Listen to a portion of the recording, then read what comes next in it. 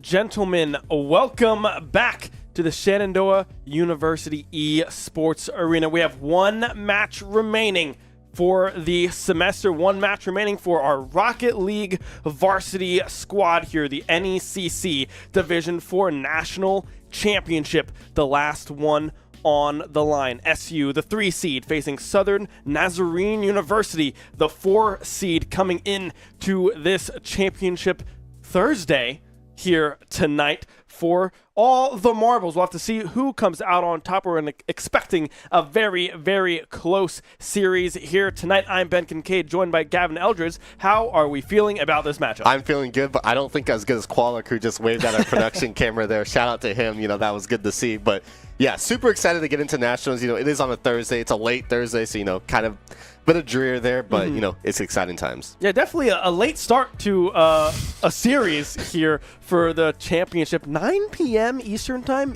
Ew, I want to go to bed. And a best of 7 at that. And a best of 7 at that, so it could go the distance. We could be here till around 10:30, possibly. Hopefully not that long. 5-minute games, 7 of them.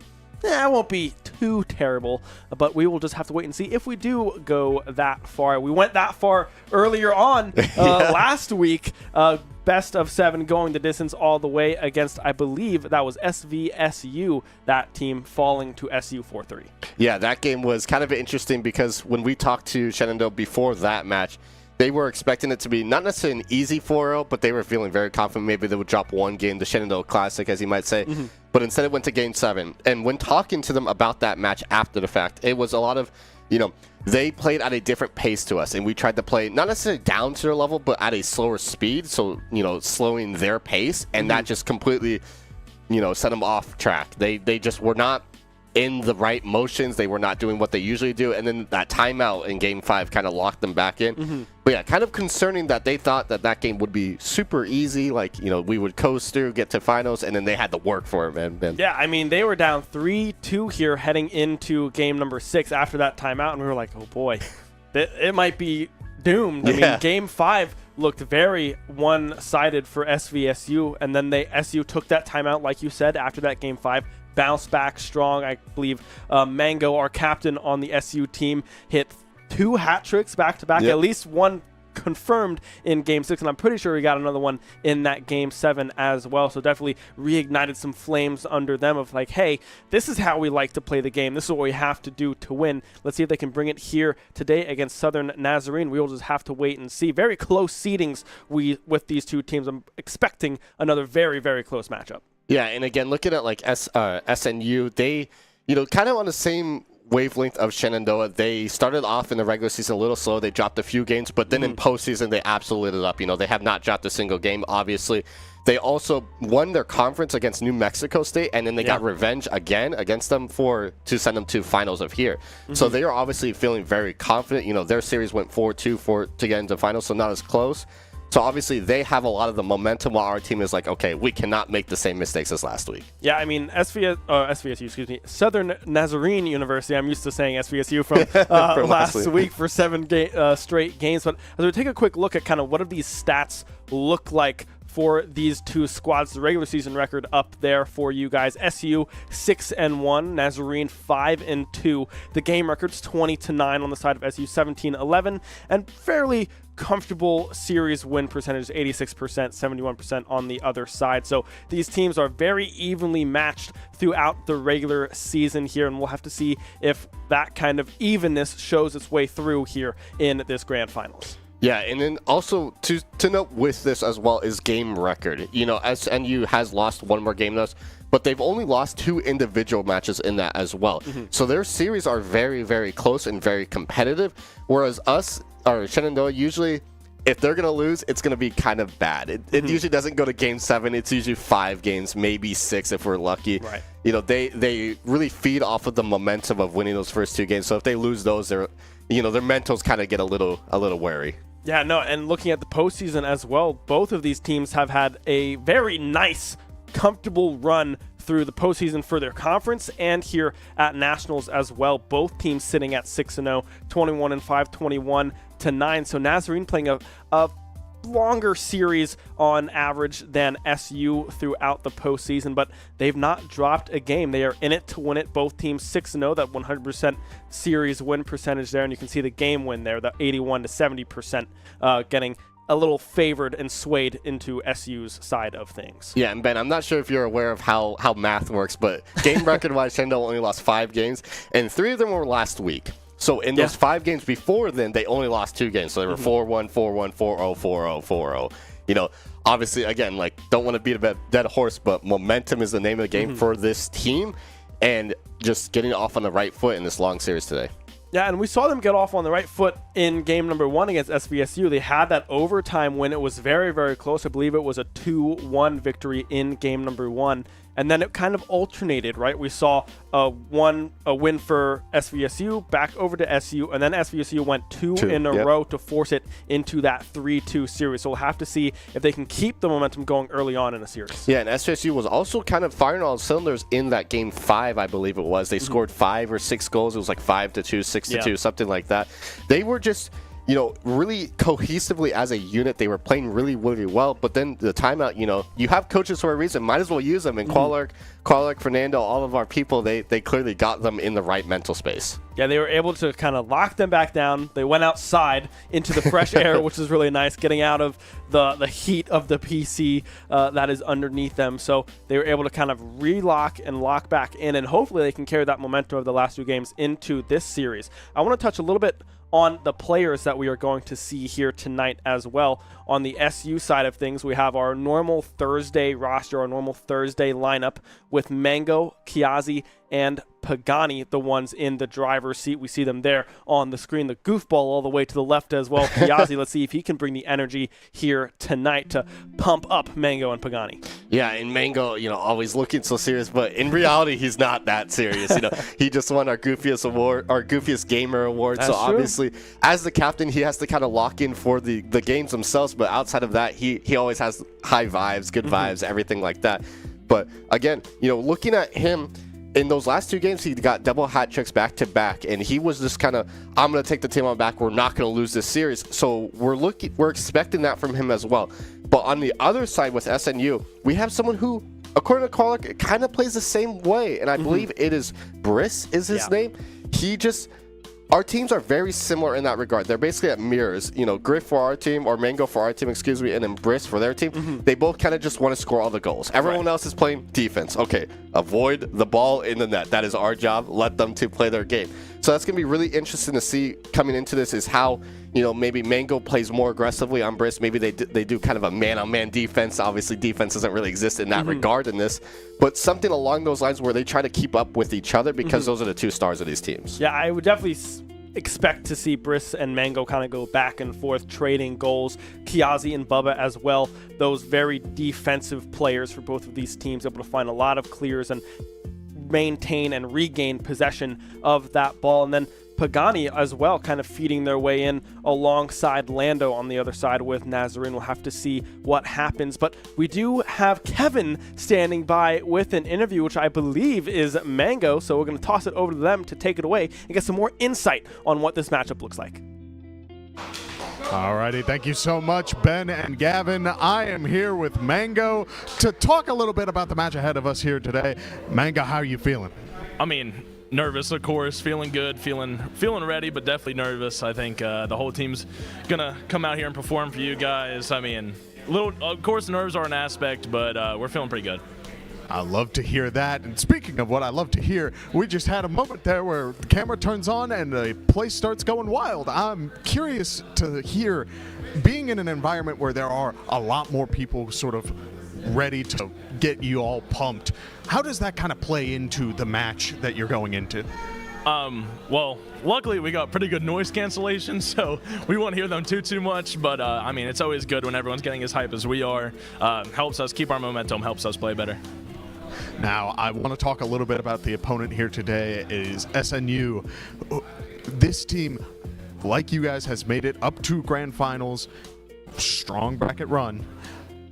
Is there anything about this opponent that you're looking out for, or are you all just feeling good? You're going to play your game like you normally do? I think we're going to play our game like we normally do no matter what. They do have a star player we're going to have to look out for. So no matter what, we're going to go out there for 4 to 7 games, give you the best Rocket League that we can, and hopefully we come away with that dub. I love it. And now with all that, I will let you get back over to the practice side of things. I will pass it back over to Ben and Gavin. So guys, take it away. Thank you so much, Kevin, for the very insightful interview there with Mango. Glad to see that they are kind of a little nervous, so they know that, hey, this ain't a cakewalk. We are going to have to play, but I'm also glad to see that this team feels good. They are confident going into this one, but they do have that little fire under their chairs. They have to be like, hey, focus up, because Brisk can get it done. Yeah, I mean, they're human, obviously, and it's good to see that they have some amount of motion. They're not just robots who are like, all right, easy win, easy win, over Right. and over and over. You know, it is worrying to hear that from the captain himself, that he's like, oh, I'm a little worried about Brisk specifically. You know, I'm a little worried about, like, this all-star player, but you know, knowing him, when he gets into games specifically, he kind of just locks in. He always has some amount of motion, some amount of doubt, anything like that. But once the cars start moving, he just starts to really kind of engross himself in the game and just lock in. Yeah, every member on this SU team definitely finds a flow state, it seems, when they get into these games. Mango is the one that we see the most in that flow state because he is the goal scorer for this team. So it's very obvious and noticeable to see when he is on. But Kiazi and Pagani do very good things in their own rights as well. Their rotations have gotten very, very good throughout the semester, able to get back on that defensive side. Specifically, Pagani against SVSU was an absolute wall in Game 6 and Game 7, letting absolutely nothing get past his car. And then Kiazi was doing a great job at setting up with potential passing plays and angles as well, catching some of the clears coming through from SVSU last week and returning them, maintaining possession of the ball, and really controlling the pace of the game. Yeah, and something to note about the camera specifically is that Pagani, you know, it looks like he has no emotion, but I promise you, he does get excited when they win. He does feel sadness when they lose. You know, he's not a true wall where he doesn't speak or anything like that. But yeah, he's kind of the anchor. You know, when everyone else is kind of in disarray, there's a lot of hype or there's a lot of sadness, whatever it is, he's the one that they can look back on and be like, okay, he's feeling cool, calm, and collected. That's what we need to be. We need to embody that, and that's always great to see from him. Yeah, and a lot of times in between goals or games and stuff, we go to our roaming cam and we have that down-the-line shot, and Mango was always talking, always trying to be like, all right, this is what worked, this is what didn't, this is something that we need to improve on. Look out for this kind of rotation or this kind of play development coming through from the enemy team, because he does a great job at recognizing a lot of these patterns from teams that they have long series against, right? And is able to adjust on the fly. We are in our roaming cam now. You can see Kiazi. See, the picture doesn't do him justice. When he's on camera, he is something else, but it is always good to see that this team does have that energy and is ready to go. Pagani, serious as always on the far side. Yeah, serious as always, and you saw Mango in the middle, kind of leaning back a little, maybe relaxing. I don't know what's happening now. Maybe he's kickboxing. I'm not entirely sure. He's doing something, but he's just trying to get the team amped and ready to go. You know, hopefully we get into games soon. But yeah, with him specifically, you know, with having these high emotions and this high variance, sometimes he makes a few mistakes and he starts to doubt himself a little bit. And that's always something that the other two members of the team need to fall back on and be like, okay, relax, like you're good. He had a couple whips early on in the series last week, but then towards the end, he kind of started to fix those. He started to clean up those mistakes, as you might say. You know, he started to just hit the ball a little more precisely, you know, think a little bit more. But he's a very emotionally charged player, and that's something that you want to have when your team is winning, and it's kind of scary when your team's down. Yeah, it can be scary in a sense when you are down, but they've been doing a great job at being able to balance kind of that emotion on this team, specifically with Kiazi, as you say. The highs are highs and the lows can be low, but hey, that's frankly anyone that plays video games. If you go on a 3-game losing streak, you're like, should I really be playing this game? Should I give up? Should I retire? There's no point anymore. But when you're on a 4-game winning streak, you're like, man, I should go pro. Yeah. You know, I think this is it. This is like clicking. There's no reason for me to get a corporate job. I should just go pro in League of Legends or Rocket League or whatever it may be. So it does kind of go both ways, but having these 3 players together definitely helps balance out that element. Yeah, it's a perfect triangle indeed. You know, you have Mango in the middle, kind of just keeps everyone. You know, he's able to elevate himself, but he's also able to be really sad at times. Kiazi kind of just gets in his head a little bit, and then Pagani's there to level it all out. It's a perfect scale for everything that you need out of a team. You know, you don't want when you're a coach and you're thinking about the roster that you want. You don't want 5 emotionally charged players, but you also don't want 5 emotionally dense or dead players. You know, you want some in the middle to kind of just bring everyone up to that level, but you don't want too many, because then you get a bunch of cataclysms, and that's never good. That's a fire waiting to happen. Right, yeah, the atoms bounce around, they hit each other, and then you have a nuclear blast, and it's all down the drain pretty darn fast. That's how nuclear reactors work, if you didn't know that. Atoms split and they bounce off, and hopefully they don't hit each other. And then that Chemistry facts. Yeah, that'll blow it up. So we don't want that. But in this case, when you look kind of at this roster, Mango is kind of in the middle kind of mental. Pagani's always calm, cool, collected, and then you see Kiazi is just bouncing off the walls left and right. So we'll have to see what the start of this series looks like, and if they can keep momentum going. We are waiting a little bit on some technical difficulties, but we'll be back into that game as soon as humanly possible. But yeah, it's going to be a very, very close game. My eyes are definitely on the 2 captains of these teams, Briss and Mango,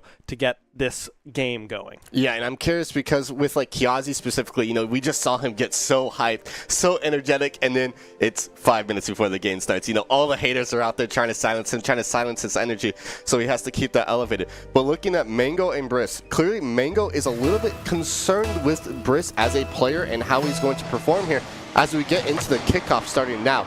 But again, very, very interesting scenario to watch. Kickoff indeed in favor of SU there, but won't be able to do a whole lot with that one. Now we see a cross coming through, no follow-up coming through from Briss. They are unable to get there in time. Mango now finding a crossover, but won't be able to find the connection they were looking for. It's Bubba now up in the air, but won't be able to get past the midfield line of Kiazi and Pagani. Flip reset is there for Briss. No boost to follow up, but the whiff coming through from Mango. Shot on goal from Lando is there, and they are first on the board, 1-0. Yeah, Pagani just kind of getting an awkward touch there. Mango just cannot read it off of the bounce. At that moment, you know, you're 30 seconds into this game. It's time. You know, you're just kind of laying the land. You know, surveying the land, surveying the field, how it's all going at this moment. I think we are going to have a little bit of a remake, because if you notice the clock, the timer in the top of the screen was 34 seconds. That's not right. We just started. We have 5 minutes left in this game, or at least 4:26 left in the game. But yeah, so we'll have to, I guess, remake that lobby. I'm not entirely sure. Yeah, I think they'll just flat remake it and then set it to like 4:26 and get a goal scored, and we'll get straight into it. You know, maybe our production can correct us on that. But yeah, I was going to mention it at the kickoff. That's kind of why I tailored off there for a minute, because I'm like, wait a second, 0-0? Like, did they change a patch? You know, I haven't played Rocket League in a few years. Like, was there just a silent patch where it counts up? There's no way. So yeah, obviously a couple technical difficulties there. But look at the start there, you know, Shenandoah kind of looked a little slow, but that's very, very normal for them. They are super commonly, you know, the first team to lose a game, but then they're going to score 8 goals on your head the next game. You know, they just take that first game to kind of read the other team, figure out how they're going to play, what their stars are, how they defensively like attack the ball and things like that. If they're going to contest these arrows, if they're going to play on the ground and wait for them to make a move.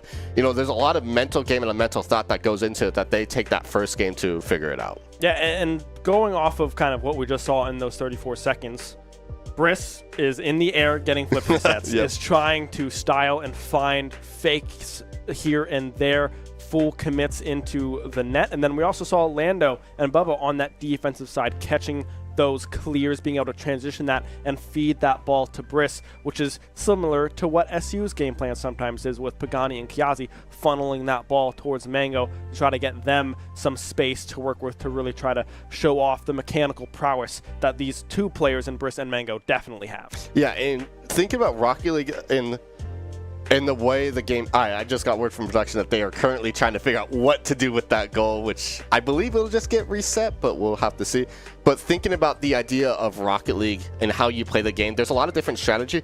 But when you have two very similar strategies in how this is, where it's one person attacking, kind of making these highlight plays, these flip resets, whatever you want to call them, and then other two players playing defensively, there's not a whole lot of development going on. It's going to be a lot of boom ball where you're sitting in your third and you're just going to send it straight forward for Briss or Mango or whoever's up there, and they're going to try and make a play. But that's a lot of defense. So if I were to predict the score or like the scores throughout this entire series, obviously it's not going to be accurate. It's hard to predict with this game. This game can be very variable. It's going to be like 2 goals scored a game, like very slow, because I don't imagine, unless mistakes like that first goal or like that first goal happen a lot, there's not a lot of potential for it, because there's so many defensive players. There's 4 people in the net potentially. Like that's a lot. So yeah, I feel like if Briss and Mango find purchase and some angles, I think the score could get racked up a little bit. But this defense for both of these squads is very strong. We've seen it time and time again from SU, Kiazi, Pagani specifically, looking very, very strong on the defensive side. But we'll have to see if they can keep that going, because in that first 34 seconds, they missed the ball in the air. And I believe it was Mango on the whiff in the air as well, unable to connect on that one. So we'll have to see if they can kind of remedy that situation as we do wait for whatever the ruling is. Sorry, our production is making faces at us right now, and I cannot keep it together sometimes. So, yes, we'll have to wait to see what that ruling is. I have no idea. I didn't really read the rule books because I'm just a caster. They should tell me. We're just here yapping, And looking at that first goal, I want to point out that it was kind of a cascading moment there. Pagani missed the ball in the air. He was going up for a contest. I think Mango assumed that production. I'm sorry. They're being goobers right now. But Pagani went up for the ball, and I think he was just trying to alter the way Briss was going at it, and attacking the goal. But Mango in his mind was like, okay, he's getting a touch in the ball, so I'm going to play a little bit more up. And then he had to quickly rotate back and just wasn't back in time. So that's something that stems from your communication level.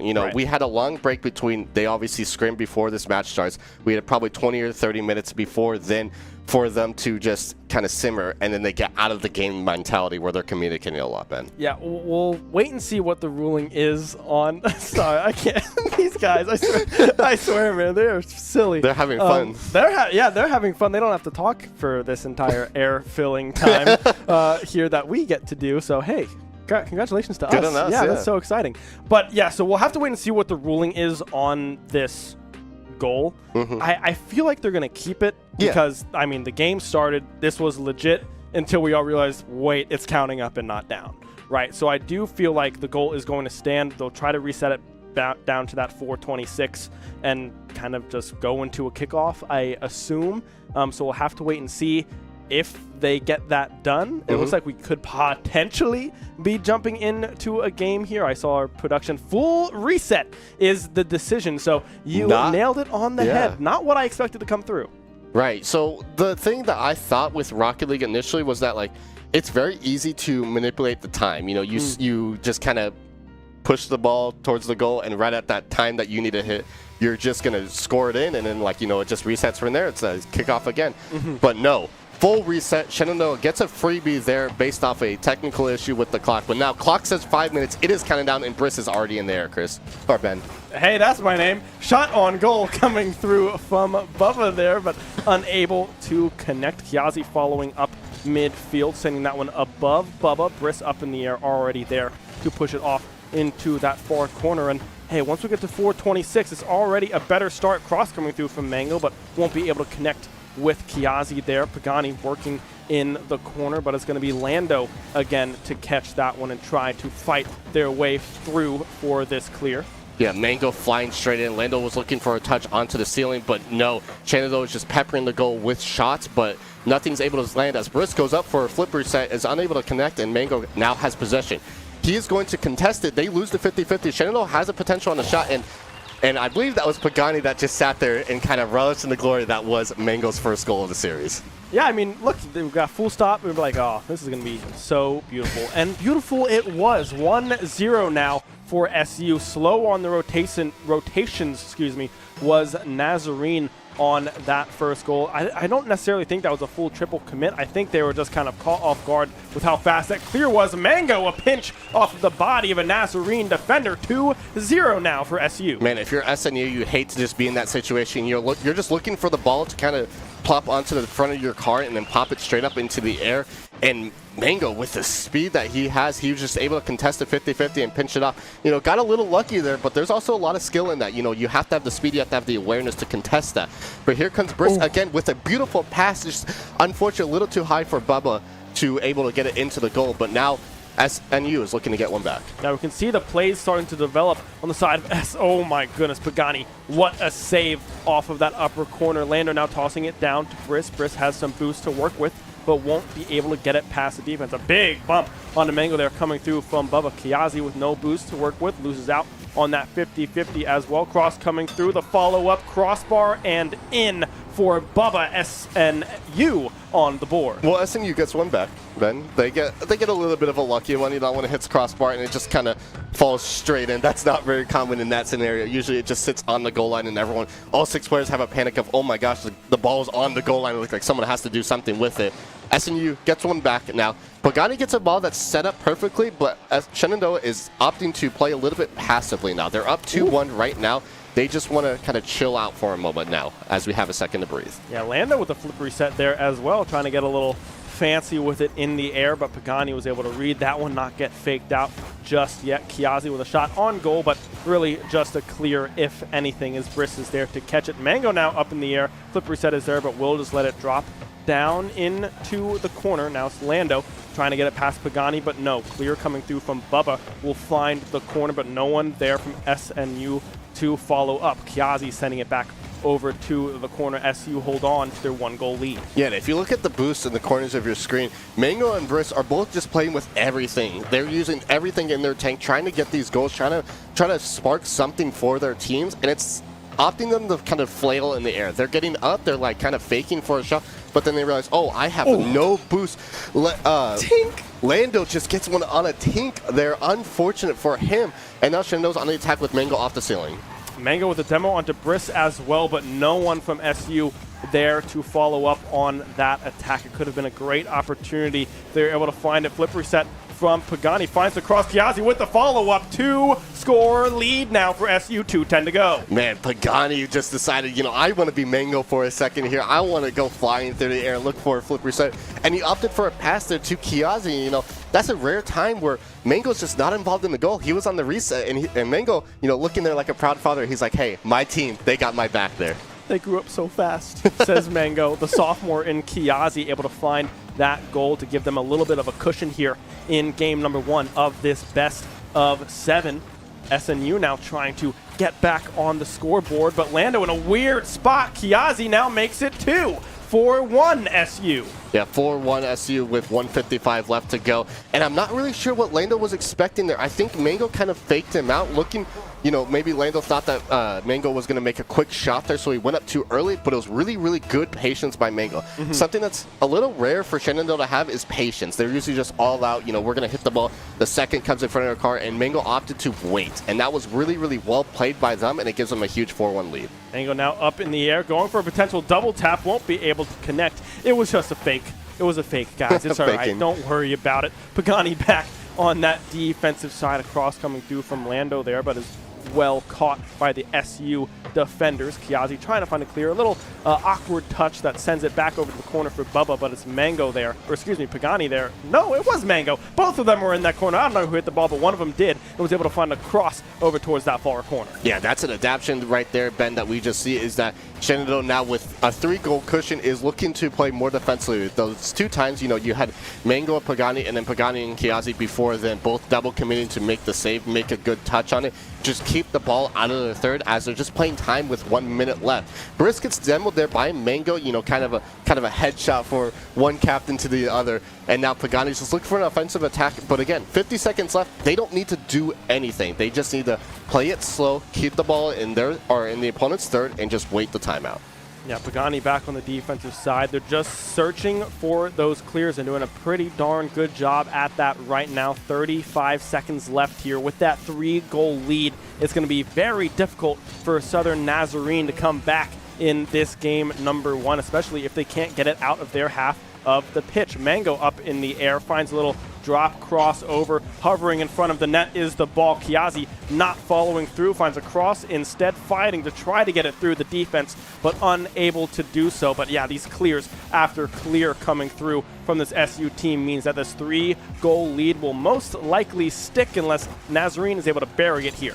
Yeah, and the sequence that you just saw with Mango off of the ceiling should tell you one thing and one thing only, is that Mango's feeling extremely confident. He was going for a very stylish move. You know, obviously they're up 4-1 in that moment, but he's still looking for these highlight reels. He's saying, this is the last game of the season. I'm going to go all out. I'm going to do something really cool. Just watch this.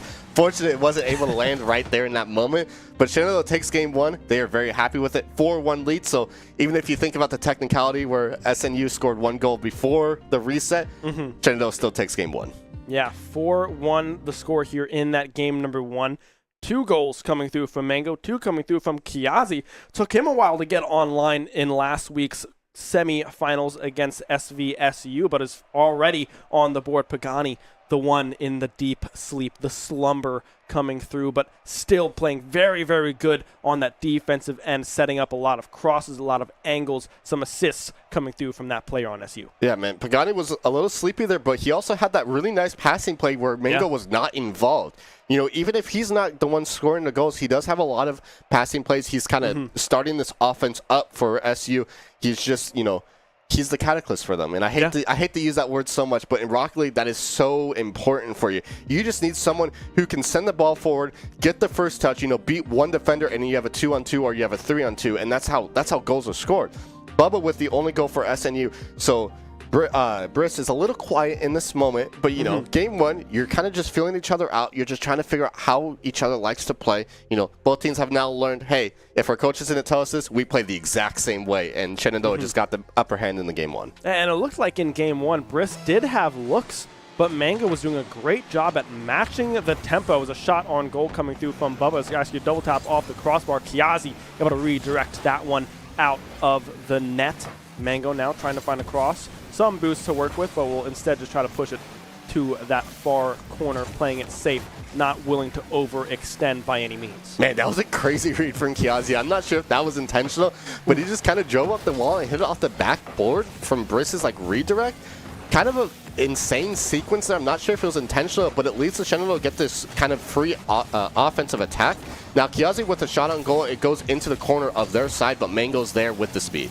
Yeah, Mango is there. We'll have to try to fight out of this corner. Pagani's going to take it the opposite direction, pinch across the field. Exactly what SU wanted to see. Briss up in the air as well, trying to maintain some possession, get that ball back. But Mango, the patience off of that wall, doing well to keep that ball out of Briss's hands and allows for SU to rotate back over towards this defensive side. Man, Mango's just a changed man in this series. Last series, you know, last week, we just saw him play so aggressively the entire time, going all out. And now he has a lot of patience. Even there, sitting on the wall, he's just waiting for Briss to kind of come in, and then Mango's going to look for a play there as he wins the 50-50 out and is going straight into the corner, but Pagani gets bumped, so the offensive attack is kind of nullified. It's Kiazi trying to find a shot onto the goal there with the pass from Mango.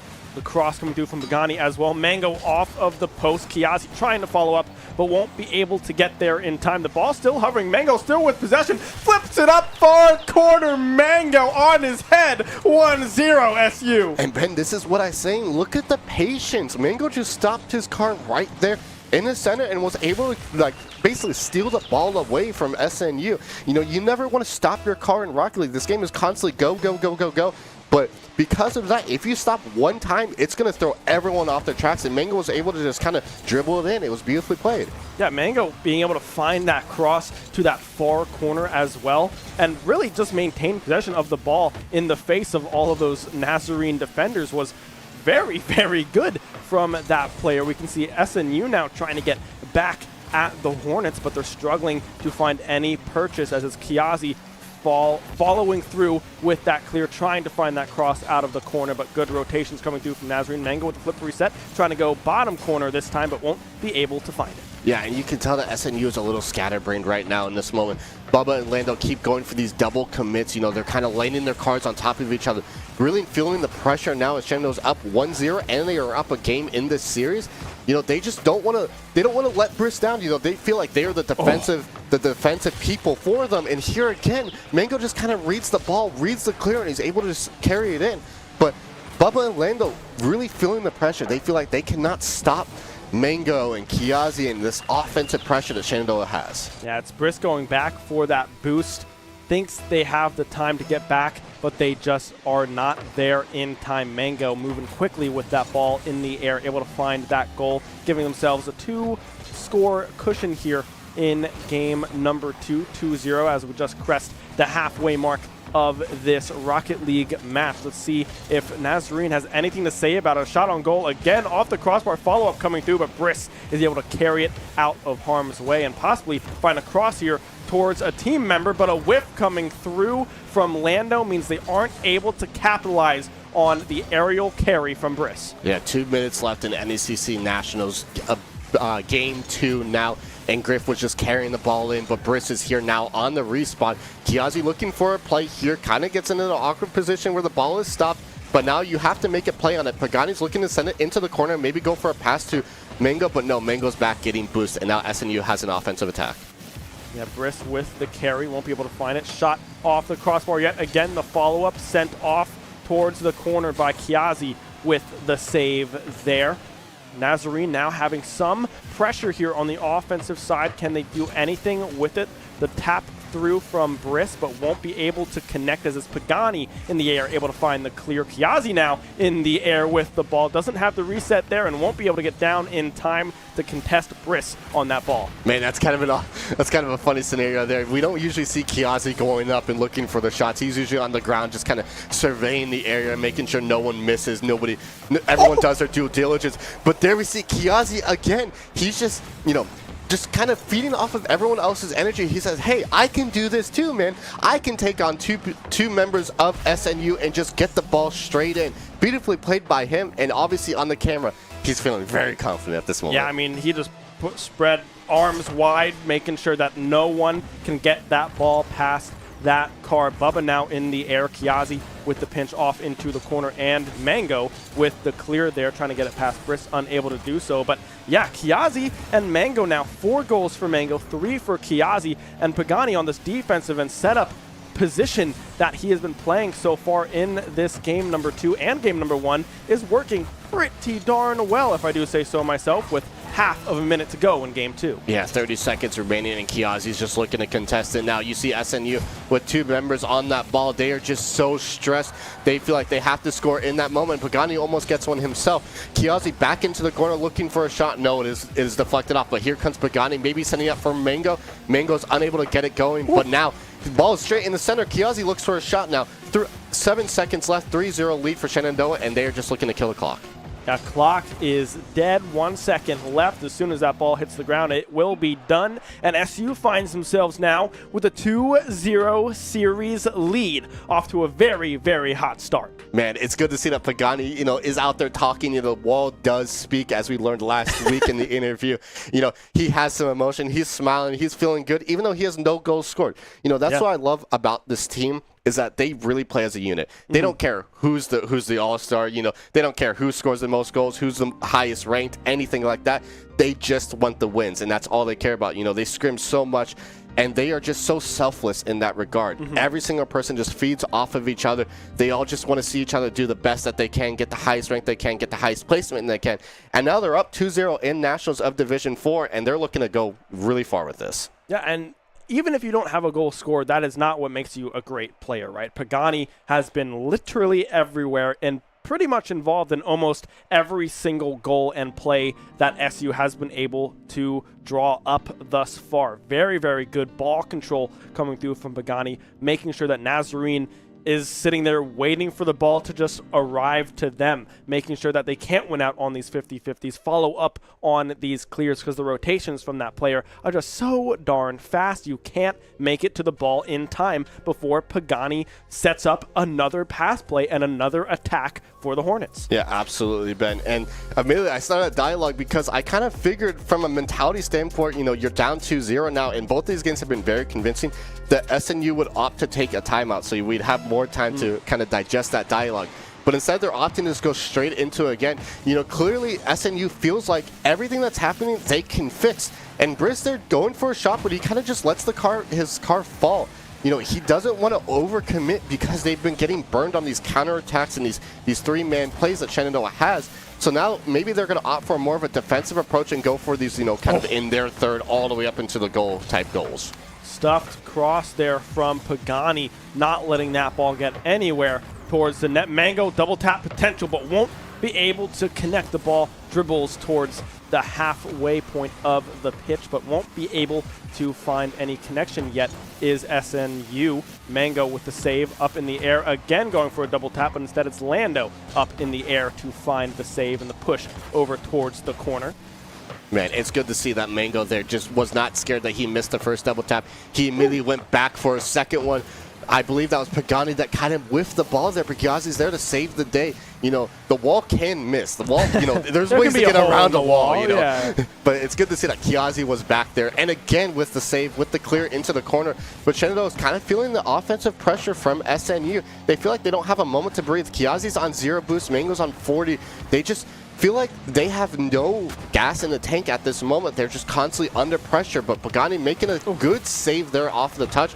And now Mango's just trying to get the ball anywhere that's not in front of the goal. Yeah, they were struggling to find a clear there for quite a while, but it's Kiazi finally able to get there. A touch from Bubba won't go in. Just barely missed the save coming through from SU, able to keep them alive here in game number 3, and now transition that over towards an offensive attack. Let's see if they can capitalize on the missed goal. It does not look likely that they will be able to. A 50-50 one there by Nazarene, but Mango was already up in the air to catch that one. The flip reset is there. Oh my gosh. He goes for the fake, but Briss not falling for it. Yeah, Briss learned that Mango has patience there. And just for a quick moment, I want to shout out production. I'm not sure who said it, who said what to say, but he sounded exactly like the announcers, and I thought that was hilarious. You know, clearly everybody that's watching this game can feel how intense it is, how close it is. There's so many good saves. SNU feels like they've gotten some life back into them. They feel like they actually have some offensive pressure, but again, Shenandoah is biting back. Mango almost had that flip reset, and now the ball goes into the corner. Pagani with a good touch back in, but Lando's just waiting for the save, but no. Lando trying to find the angle for the save, but just unable to do so. Pagani winning out on yet another 50-50, and Kiazi just up high, burying that one for the first goal of game number 3. Man, and I think Lando just had a hard time reading that ball. Pagani kind of put it into an awkward spot on the corner where it just rolled over, and I think he thought that the ball would go a little bit faster, so then he stalled his car in the air waiting for it, and at that moment, you know, when your car's stalled like that, you have no ability to flip into the save or anything like that. So beautifully played by Shenandoah, and now SNU, with 2 minutes left in the game, has to score 1 to tie it up. Yeah, they have to score 1 in the next 2 minutes here, but right now it's not looking like they might be able to with the way this defense has been getting played by SU. It's Kiazi with a shot on goal, but Bubba is there to find that save. Mango trying to find a cross now, but Briss will be able to win out on the 50-50 as well, but directly to Kiazi's car. No threat at all from that 50-50 win, as it looks like it's a semi-triple commit there from Shenandoah, but the quick redirection of the car and the speed flips back on defense get there in time. SNU unable to find one. Yeah, good use of the half flips there by Mango. It seemed like all 6 members of the game were in that corner. You know, everyone is obviously just doesn't want another goal to go in. Shenandoah wants one, SNU wants to prevent one, so everybody's going to commit in that moment. But now Pagani off of the ceiling goes for a really, really good touch. But Bubba is able to read it off of the ceiling. Beautifully played by him. And now the ball goes into the corner extremely fast. Briss, here he comes. Well, that was a scary pinch. That was almost right into the net. Hits the post there instead. A minute to go now. Lando winning out on the 50-50. Pagani now trying to maintain possession. But Mango with a demo there. A bump from Briss onto Lando as well. They are just taking the ball back and forth from each other. But it looks like they're just trying to give Briss some time to get some boost. Briss now back in the swing of things. A pinch cross coming through, but Pagani able to send that all the way back towards the opposite corner. Another cross coming through from Lando. 35 seconds left. SNU, can you find it? Yeah, can you find it indeed with 30 seconds left? And it looked like in that moment that bump by Briss was more of a motivational bump where it's like, hey, Lando, like, come on, let's move the ball a little bit. We have 25 seconds left. We have to get a goal here. Briss just keeps sending these beautiful crosses over, and SNU is just unable to do anything with it. The defense from Kiazi and Pagani and Mango is just so stern and so unwavering in this moment. With 8 seconds left in Game 3 of this Nationals, Pagani's looking to take the ball away and slam it straight into the ground. Yeah, Pagani with that clear as well does make it that they won't be able to possibly find an angle, but the ball is still up, spiked finally by SU in the far corner, and now they find themselves on series point, championship point here, 3-0 lead in the series. Yeah, 3-0 lead indeed. And something that's kind of interesting happening right now is that Mango and Kiazi, if our notes are correct, are tied in goals. That's true. And that is a rare sight to see. Usually Mango has triple, maybe quadruple the goals of everyone else on his team. But Kiazi says, not today. Like, you're the old man. I'm the new generation. I'm going to come in. I'm going to make some stylish plays, and I'm going to score as many goals as I can.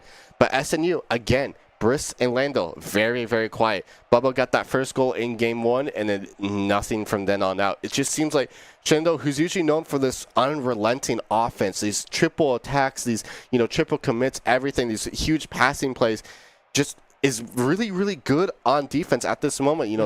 They're just standing tall. They're not allowing anything to go past them, usually clearing at midfield instead of waiting for it to come to their third. It's a very aggressive defensive style, which is kind of a weird thing to say, but it's very true in a lot of different sports where you're going to attack the ball before it even gets into a scoring threat.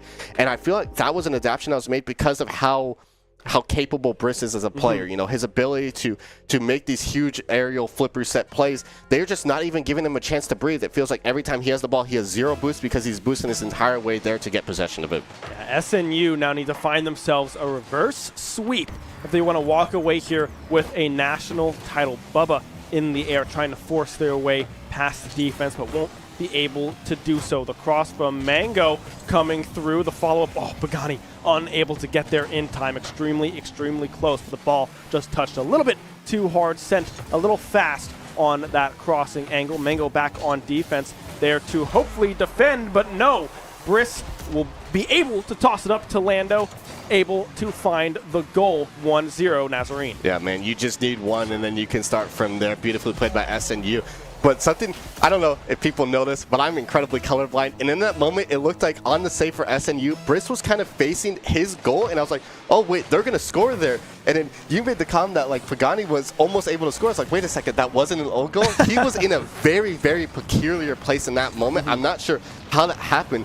But the ability for them to just kind of regain in that moment and then look for an offensive attack that led to a goal was really well played by them, but kind of an awkward moment before. Yeah, Kiazi now trying to find a cross here, but Bubba is able to catch that one.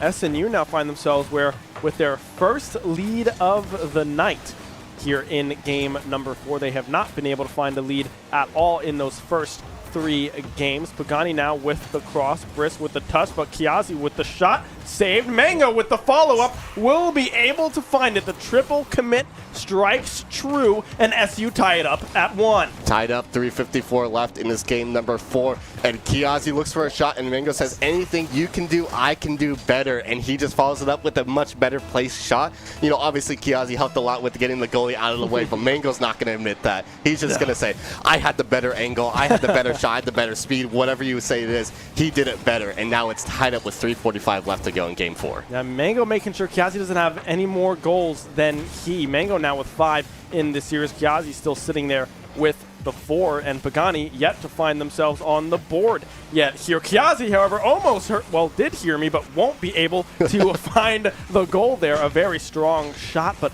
won't be able to find any purchase with that one. Pagani sending it down towards their teammates, trying to find an angle on that one, but won't be able to connect. Lando now winning out on that 50-50. Briss with a small redirect, but won't be able to find any connection with their Nazarene teammates. Man, how selfless of a player is Pagani in that moment? He's on the ceiling there, and instead of opting to carry it for a flipper set or any sort of play by himself, he instead opts to send it straight down because he knows that it is the higher percentage sequence, the higher percentage sequence for a goal, sending it down to Mango and just allowing him to make a play on it. Unfortunately, it didn't work, but that's something that's so impactful about Pagani as a player. You want to have someone on your team like this who's so selfless, who's so willing to just give it up and say, you have a better chance, you have the better angle, you have whatever, you have more boost, whatever it is, go make a play for it. And in that moment, that's exactly what you need. But SNU, again, keeping this ball in this corner. Shenandoah is unable to get it out.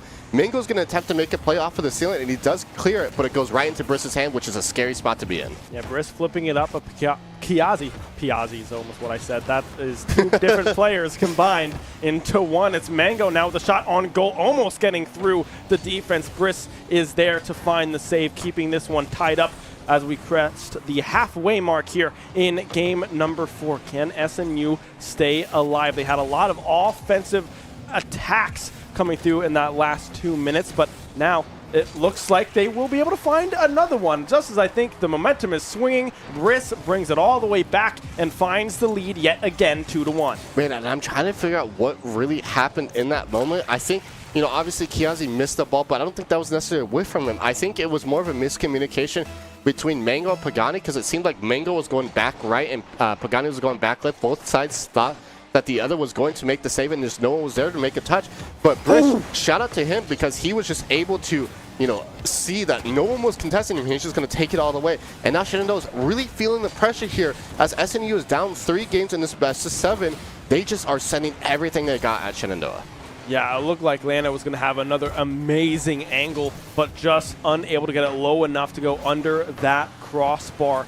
1.5 minutes to go here in game 4. Still plenty of time for SU to strike back and tie things up, but also plenty of time for Nazarene to find an even greater lead. Let's see if they can find the clear. Yes, they will be able to do so thanks to Lando. Briss trying to contest Kiazi in the air, but Kiazi is there first. Pagani now up in the air. The net looks open, but no, Briss is back in time to find a touch, sending it back over towards the corner. Across coming through from Mango. The bump as well is absolutely beautiful. Kiazi now ties it up at 2 with 1:01 to go. Man, Mango, you know, obviously he did not want to make that bump, because then that gives Kiazi the goal, and now they're tied in the whole thing. But Mango values winning more, and tying this game up with 1 minute left is exactly what you want to see. Now, if you're Shenandoah, you get very scared when you're in overtime. So if you have 1 minute left, you kind of want to score here and now, because of the way Shenandoah plays. They play very, very aggressively.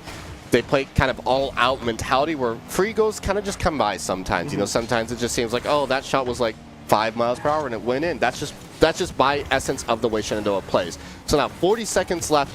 SNU is relentlessly attacking the goal, but now Mango is able to carry it over. Yeah, finds that pinch there.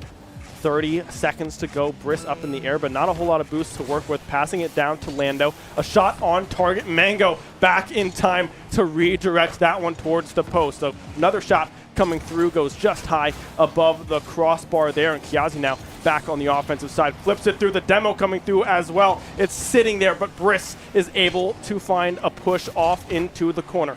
10 seconds left. Mango in position, won't be able to find anything. Kiazi now with a touch, has that demo as well onto Bubba. The big-bodied Kiazi trying to make their way through the defense, but unable to do so. Ball hits the ground. We go to overtime in game 4. It's like that meme, Ben, where everything is fine, but it was not fine. Mango had a really, really awkward save there, and then Briss did the same. They both made saves with 0 boost left, but now we go into overtime with 10 seconds into it, and Shenandoah is already on the attack. Mango kind of gets bumped out of the way by, I believe, Lando in that moment, but now he's back with boost.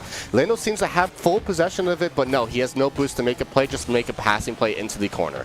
Yeah, into the corner they go. The follow-up coming through goes just off of the corner. The shot on goal goes underneath the defenders. Bubba there to save the day in that 30-second game 4 overtime. Nazarene stay alive in the championship. Yeah, that was a kind of a happy accident for Lando in that moment. It seemed like he just bumped Kiazi, but I don't think Lando was really trying. I don't even know if he knew that Kiazi was there. Kiazi just had too much speed, or maybe not enough, however you want to look at it, where he just ran straight into him and was unable to make a touch on the ball. And now, you know, SNU kind of scored quite a few goals. You know, I believe they scored 3 goals in that moment. And now they have the momentum. But Shenandoah still up 3-1 in this best of 7. They just need 1. They just need to score 1 goal and then play a defensive battle here. But SNU now looking to run away with it.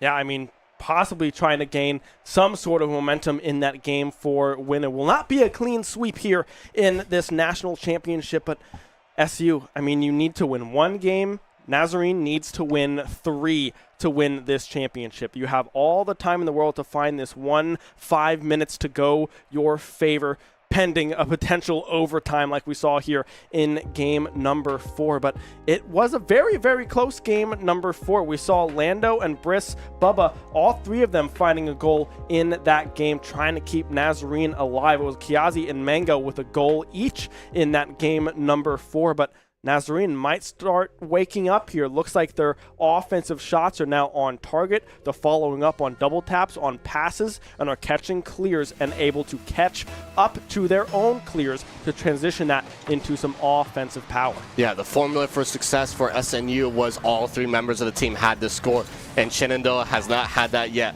Pagani, if you can hear me, gotta get one, kid.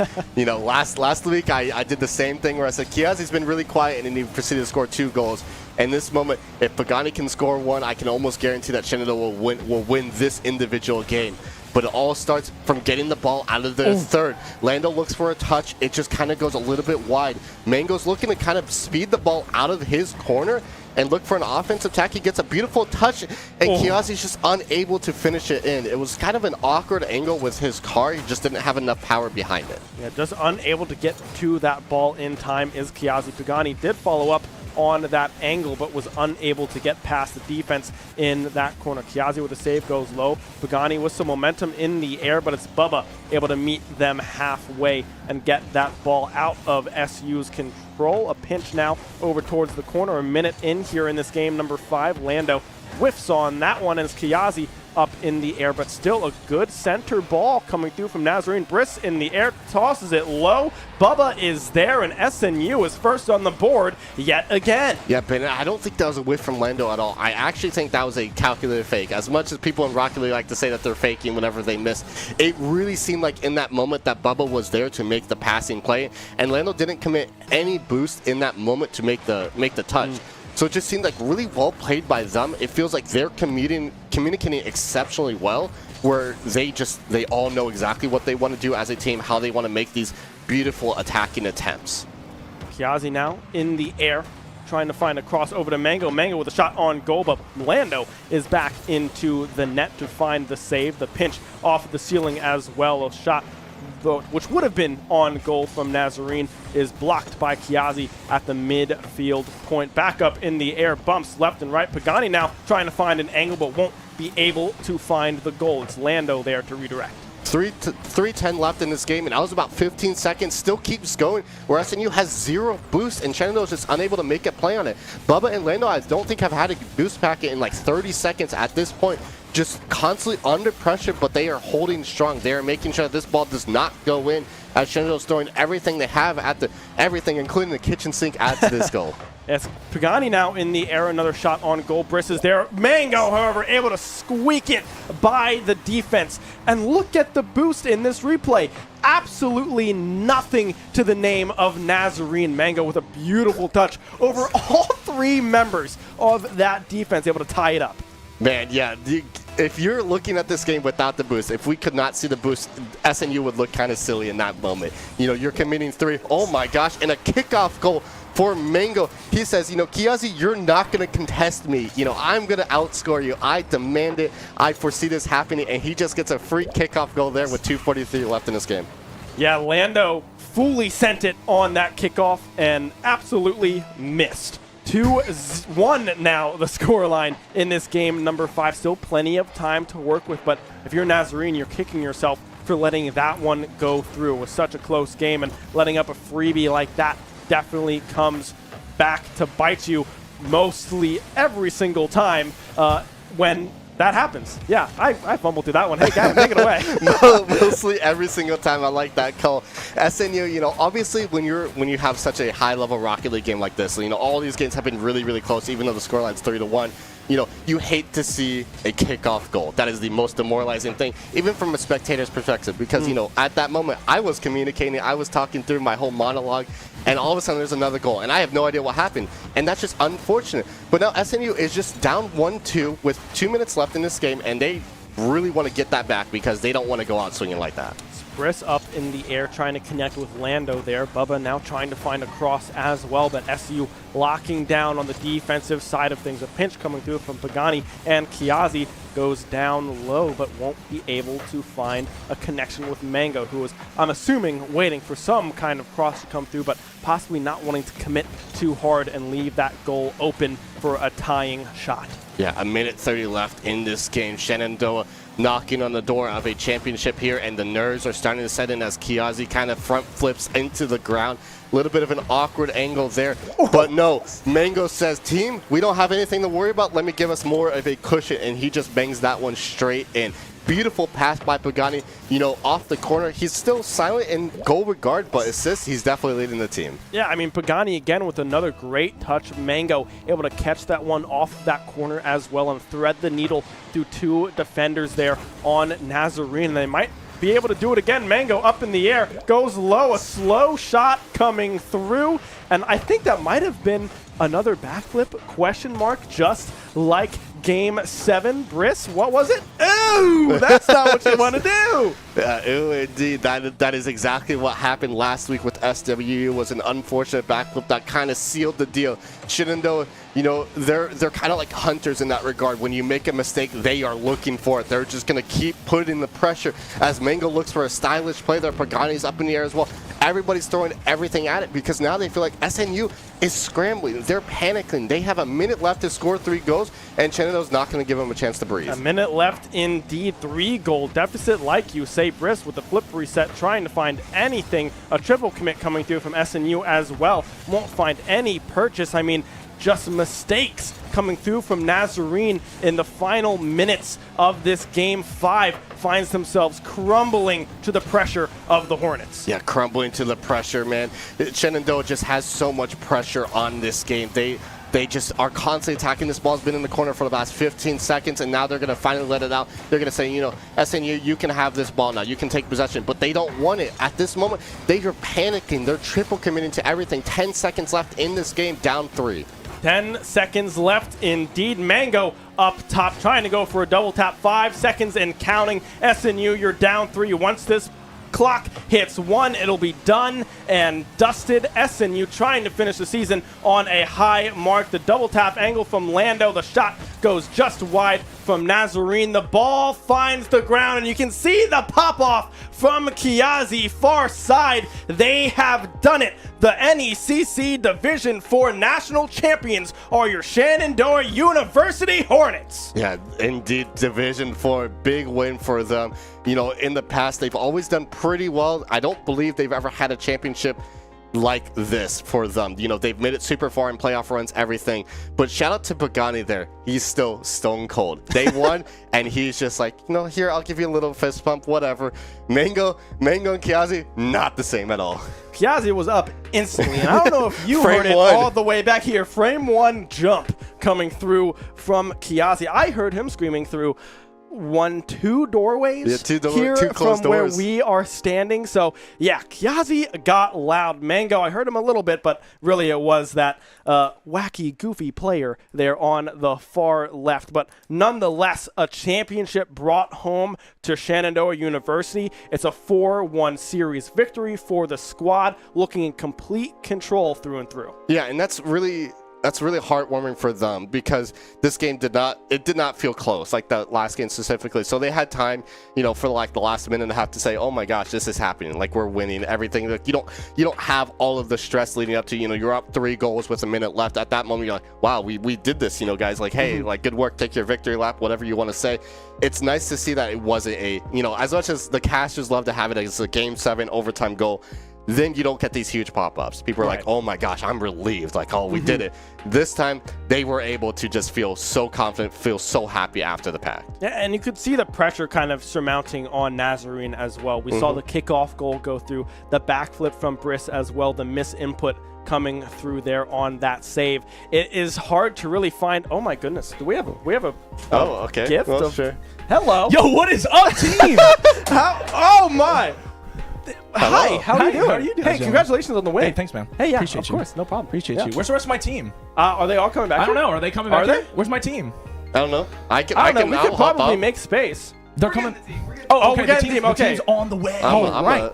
Am Well, I still hey, on camera? Hey, I'm Mango. still on camera, guys. Oh, the team. Oh my gosh! Oh my gosh, they're coming. Hey, let's Look get at all them. funnel in here. Why don't we? Where's Terrence? Oh my gosh! Hi, I Sean. don't want to kick you out. Where's Terry? You want to say Where's something? Yeah, Pagani? Hi, Pagani? Mom, my dad. Let's go! Oh my god! All right, cool. All right, yeah, let's let the Rocket League team kind of blow Oh, you our want- you ears want out to for a Do second. you want to find a way in Okay. here? Yeah. Yeah, Are we so, all on camera? Hey. Sorry to take Kevin's job, but like, is there anything no. you want to ask us? Well, how do you guys feel right now after that very commanding victory? Let's go down the line. Let's start with All Griff. right. We'll go all the way down. I mean, yeah, that's cool. Like, we won. Like, I'm very happy with it. You know, can't complain, man. Natties, come on, quit playing. Yeah. Let's go, baby! Natty Championship, let's go! I've seen these guys play all season. They played really, really freaking well, and I'm so proud of you guys. Nice. Yeah, we came, we saw, we conquered, so that's that. Conquered indeed. Now, I want to talk to you two specifically. You guys were very close in goal scoring throughout the entire series. You were tied 4-4. You were tied 5-5. Hey, yeah, I'm getting to game 5. Yeah, we're getting there. You Come scored on. 4 goals in game number 5, Yeah. Griff. A hat trick and 1. What Yeah. was the momentum going into that game after the loss in game 3? Well, Or 4? All right. Well, I was playing with the car my girlfriend made me in games 1, 2, and 3, and I was doing really well. And then game 4, I was like, you know what? Got to bring out the classic. Tried to bring out the skyline. Longer hitbox. Not as tall. Bad move. Coach said I should have left it in the garage. I agree. Pulled out the Octane game 5, and I mean, hey, they just. It's like a snowball, man. When you get rolling, they can't stop it. Like, Yeah. I knew from the moment we got that kickoff goal, I was like, dang, I'm big. We got momentum now. Like, we got this, dude. Yeah. Game. How do you feel about your 5 goals here in this series? Hey, I just gotta do my job. That's all it is. There you go. Now, Pagani, I know you went scoreless here tonight, but man, you guys were ball hogs, might I say? No, What? We didn't call them out like that, man. I'm kidding. No, you set up a lot of what they did, right? You had a lot of crosses coming through from the corner. You had a lot of saves coming through as well. What was it like, kind of just playing through this series, knowing that, hey, I can set up these guys beautifully and they can get the job done? I mean, yeah, what I really do for this team is kind of just play, or what I do for this team is really just play around them, honestly. I wouldn't say let them do the work, but sometimes in some games I'll get aggressive, sometimes I won't. And tonight, just kind of stayed that third man. That's what I do best. And sometimes you did have like some really, really close shots too. Like you That's had very some true. pretty nice like ceiling plays. You had some nice flip No, no, resets. no. Like they were really close. Like don't doubt yourself too much. You had the potential. They just they had to ruin the fun a little bit. Now, Sean, you have been sitting sitting in the wings. There it is for this semester, watching these 4, including a limb that was playing on Tuesdays throughout the entire semester. What have you learned watching these players, and what have you learned to kind of work on for your game to kind of increase your skill level?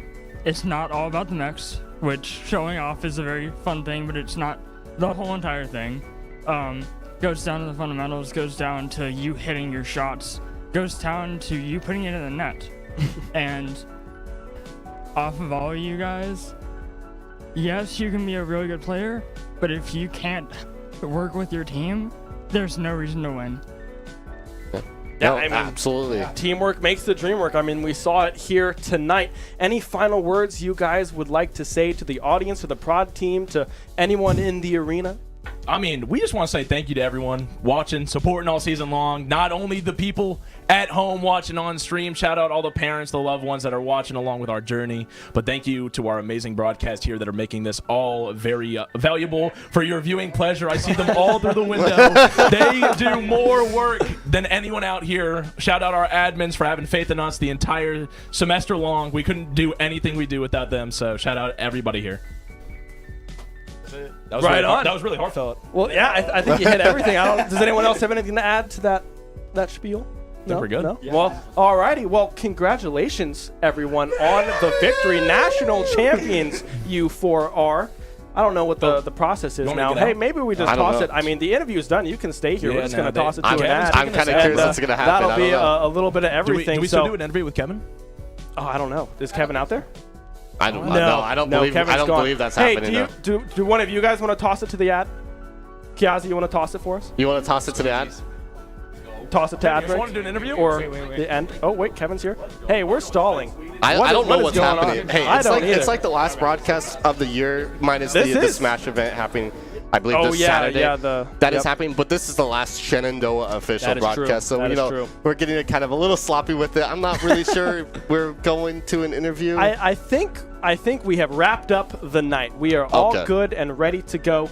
Anything you would like to say to our lovely team? No, I mean, I got kind of thrown into the Rocket League casting like halfway through. That's true. I feel like it's a lot of fun. You know, our team is really, really fun to watch. They have a lot of emotion. They're very energetic. You know, they do things like come onto the desk and just kind of yap, and it's a lot of fun to have them on, so I'm very thankful for them. Yeah, absolute blast watching this team blossom and grow throughout the year. Last semester, this semester as well, playing so well together. Pagani getting back in the mix, coming out of a temporary retirement, played with Mango and Qualark years and years ago. So it's good to see him back on the sticks, driving that car to perfection. So we're going to toss it to an ad and close out our Shenandoah broadcast here for the year. Thank you so much for sticking with us through the thick and thin, and we will see you next time.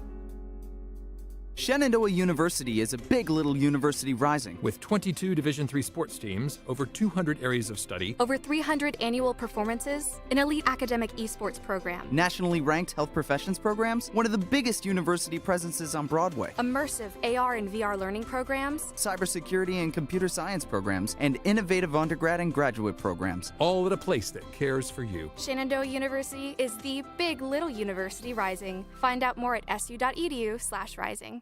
We have the Esports Arena right here on campus in Winchester, Virginia, and this facility acts as the hub for all esports activity at Shenandoah University. Students are able to use this space not just for competition and practices, but also as a living learning community and a sandbox for them to come and explore and practice and try out things related to and through esports in the gaming industry so that they're getting that hands-on learning and the skills necessary to help them find a career by the time they graduate. We also have the professional level broadcast production booth where we do all of our broadcasting and production, from casting of our games that we play right here on campus to working with outside entities to record footage for them as well. In addition to the space that we have here in the Esports Arena is the Esports War Room. Our students get to use that space for studying, but also outside projects. So our students get to use this space for professional development and the academic side of our esports program, which is such a critical component to go with that competitive element that we have.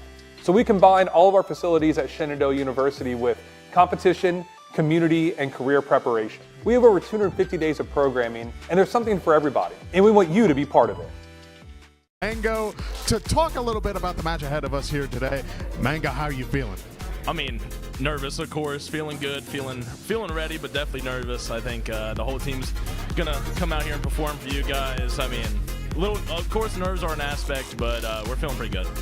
Glad to see that they are kind of a little nervous, so they know that, hey, this ain't a cakewalk. We are going to have to play, but I'm also glad to see that teams that they have long series against, right, and is able to adjust on the fly. We are in our Roman camp now. You can see Kiazi. See, the picture doesn't do him justice. Flipper set is unable to connect, and Mango now has possession. He is going to contest it. They lose the 50-50. Shenandoah has a potential on the shot, and I believe that was Pagani that just sat there. That was a full triple commit. I think they were just kind of caught off guard with how fast that clear was. Mango, a pinch off of the body of a Nazarene defender. 2-0 now for SU. Man, big bump on the Mango there coming through from Bubba. Kiazi with no boost to work with. Loses out on that 50-50 as well. Cross coming through. The follow-up crossbar and in. Demo onto Briss as well, but no one from SU there to follow up on that attack. It could have been a great opportunity. They were able to find it. Flip reset from Pagani. Finds the cross. Kiazi with the follow-up. 2-score lead now for SU. You now trying to get back on the scoreboard, but Lando in a weird spot. Kiazi now makes it 2-4-1 SU. Yeah, 4-1. Just watch this. Fortunately, it wasn't able to land right there in that moment, but Shenandoah takes game one. They are very happy with it. 4-1 lead, so trying to follow up, but won't be able to get there in time. The ball still hovering. Mango still with possession. Flips it up far corner. Mango on his head. 1-0 SU. And Ben, you know, they just don't want to. They don't want to let Briss down. You know, they feel like they're the defensive, people for them. And here again, Mango just kind of reads the ball, reads the clearing up and looking for the shots. He's usually on the ground, just kind of surveying the area, making sure no one misses, everyone does their due diligence. But there we see Kiazi again. He's just, you know. That clock is dead. 1 second left. As soon as that ball hits the ground, it will be done. And SU finds themselves now with a 2-0 series lead, off to a very, very hot start. Pagani with a good touch back in, but Lando's just waiting for the save, but no. Lando trying to find the angle for able to possibly find an angle, but the ball is still up, spiked finally by SU in the far corner, and now they find themselves on series point, championship point here, 3-0 lead in the series. A little fast on that crossing angle. Mango back on defense there to hopefully defend, but no. Briss will be able to toss it up to Lando. 3 games. Pagani now with the cross. Briss with the touch, but Kiazi with the shot. Saved. Mango with the follow-up. Will be able to find it. The triple commit. Stay alive. They had a lot of offensive attacks coming through in that last 2 minutes, but now it looks like they will be able to find another one up in the air. The net looks open, but no. Briss is back in time to find a touch, sending it back over towards the corner. A cross coming through from Mango. The bump as well is absolutely beautiful. Kia up in the air, but not a whole lot of boost to work with. Passing it down to Lando. A shot on target. Mango back in time to redirect that one towards. Has that demo as well onto Bubba. The big-bodied Kiazi trying to make their way through the defense, but unable to do so. Ball hits the ground. We go to overtime in game 4. Corner they go. The follow-up coming through goes just off of the corner. The shot on goal goes underneath the defenders. Bubba there to save the day. Kiazi up in the air, but still a good center ball coming through from Nazarene. Briss in the air, tosses it low. Bubba is there, and SNU is win as Shenandoah's throwing everything they have at everything, including the kitchen sink, adds to this goal.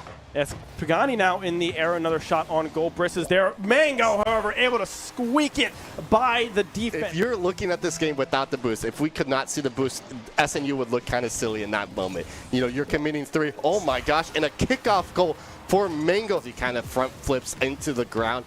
A little bit of an awkward angle there, but no. Mango says, team, we don't have anything to worry about. Let me give us more of a cushion, and he just bangs that one straight. Through 2 defenders there on Nazarene. They might be able to do it again. Mango up in the air, goes low, a slow shot coming through, and I think that might mark the double tap angle from Lando. The shot goes just wide from Nazarene. The ball finds the ground, and you can see the pop off from Kiazi, far side. They have done it. The NECC Division 4 national champions are your Shenandoah University Hornets. Oh, okay. Gift well, of sure. Hello. Yo, what is up, team? Oh my. Hi, how are you doing? How are you doing? Hey, congratulations on the win. Hey, thanks, man. Hey, yeah. Appreciate you. Yeah. Pagani. Hi, Dad. Let's go! Oh my God. Demanding victory. Let's go down the line. Let's start with Griff. Right. We'll go all the way down. I mean, yeah, that's cool. Like, we won. Like, I'm very happy with it. You know, can't complain, man. Natties, come on, quit playing. Oh, baby! Natty Championship, let's go! So we conquered, so that's that. Conquered indeed. Now, I want to from the moment we got that kickoff goal, I was like, dang, I'm big. We got momentum now. Like, we got this, dude. Yeah. How do you feel? Watching, supporting all season long. Not only the people at home watching on stream. Shout out all the parents, the loved ones that are watching along with our journey. But thank you to our amazing broadcast here that are making this all very valuable for your viewing pleasure. I see them all through the window.